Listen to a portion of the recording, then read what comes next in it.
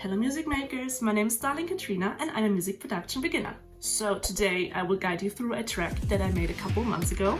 It is probably my favorite track of the ones that I made so far. It is probably also one of the better ones that I made so far. It is a Katseye Gnarly type beat. When I first listened to Gnarly by Katseye, I didn't get it at all, but I learned that it is one of those tracks that you have to listen to a couple of times to get it, to understand it, to like it, and now that I do, I can't get it out of my head anymore. I fell in love with the harshness, with the roughness and the metallic sounds of the track. I don't think I ever heard anything like it before, and I kind of wanted to imitate that and make my own thing, make my own track that sounds like that. So in today's video, I will guide you through my sound selection process for this song, the arrangement that I used, instrumentation, everything that went into it that made it what it is today. At this point, a quick reminder to check out the full beat on my second channel. I will link it in the description below.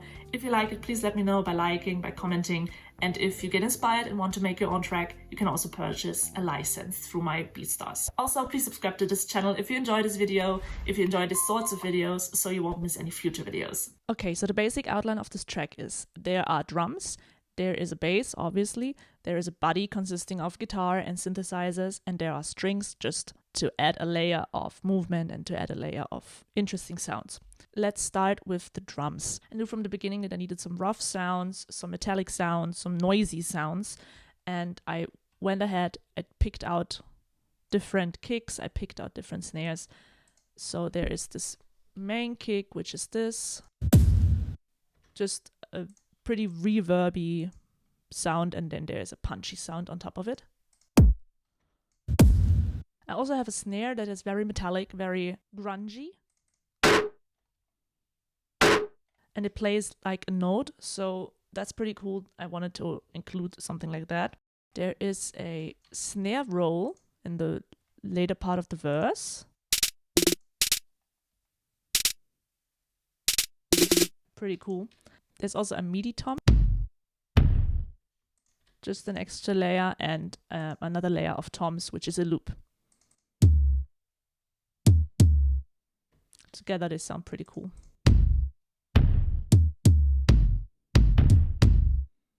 Yeah, they kind of play well together, so that's why I chose them. I have this metal head topper,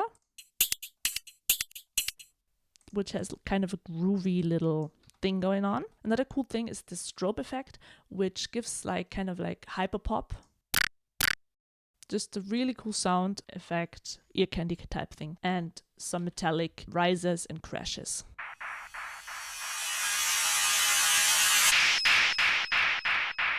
Yeah, so that's pretty cool. In the choruses, I added hat and perk toppers, which just give a little bit of movement within the drums.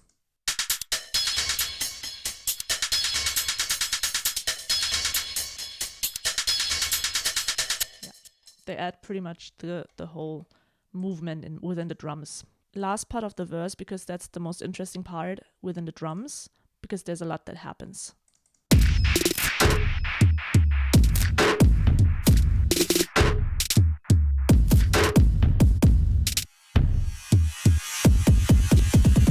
Okay, let's continue with the bass. The bass it just sounds angry, which is why I chose the sample. Yeah, pretty rough, metallic, angry, plays throughout the whole song. And together with the drums, it sounds pretty cool.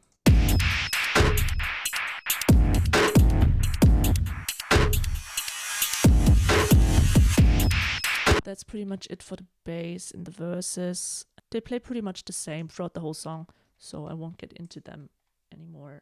There is distortion on it, obviously, to make it even rougher, but not much else is happening within the bass. The body, however, that is a whole different thing. So I added a metal squeak.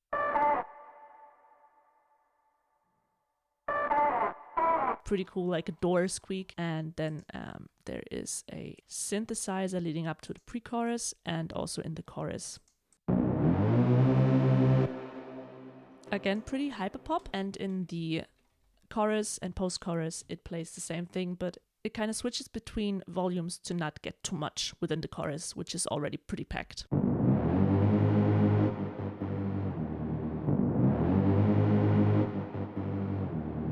When I found this one, it just made a lot of sense to put it in. And then another thing that made a lot of sense is a guitar loop, just electric guitars, which always add something to these sort of tracks because they are just metallic as is.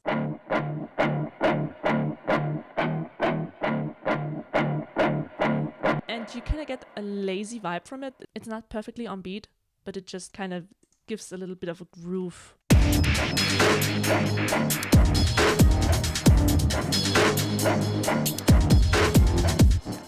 And then there's a second guitar sample, which is again chords, power chords, but a little different than the ones before. It's not that strummy, it's just adding a bit of layer on top of everything.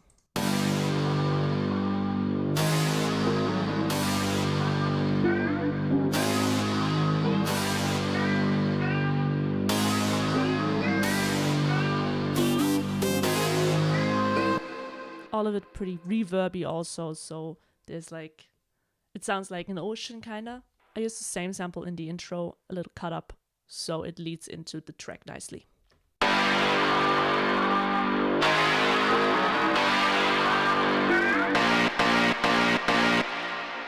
So that's it for the body.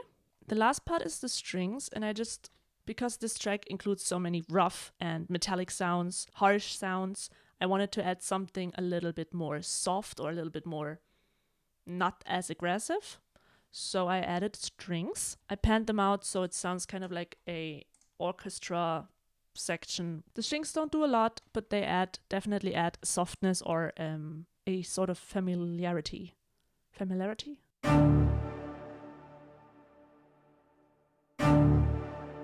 Also a little bit of an impact on top of the crash. And in the choruses, they do a little bit more, which is this.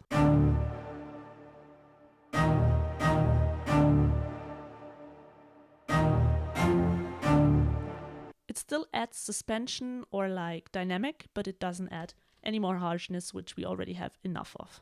So that's pretty much it for sound selection and instrumentation. As for arrangement, I pretty much tried to mimic the original. I have an intro, a verse, a pre-chorus, a chorus, a post-chorus, a transition, and then the same thing again until the outro.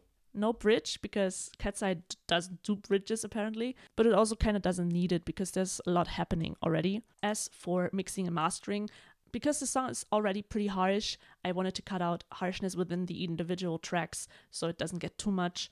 This is why I have like pretty much all of these frequencies lowered in most of the drum tracks. And yeah, some distortion on the sounds that needed it or that I felt like fit well on.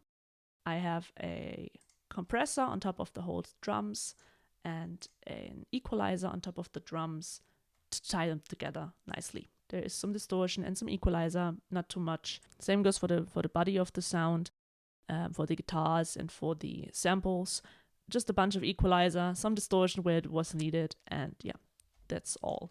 And for the strings, because the sample of the strings was already pretty much perfect, I just tied them together using compression, an equalizer, some reverb and some space, a delay, and another equalizer.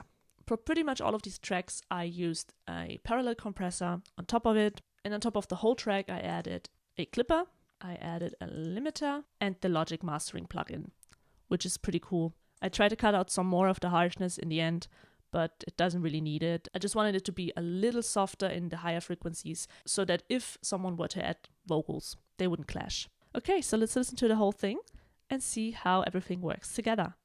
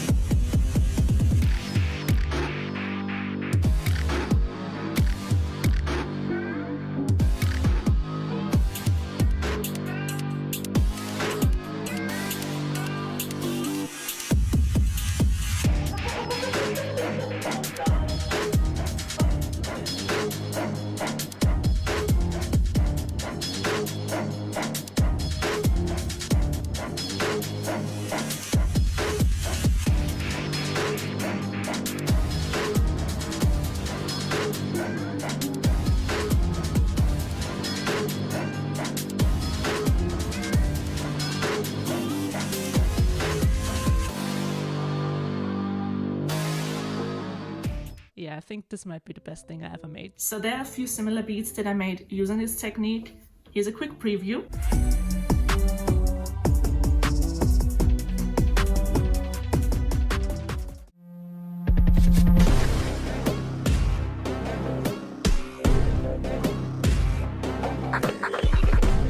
I would really love to hear your takes on these tracks. If you get inspired, please tag me if you upload them to any platforms. I would really love to listen to them.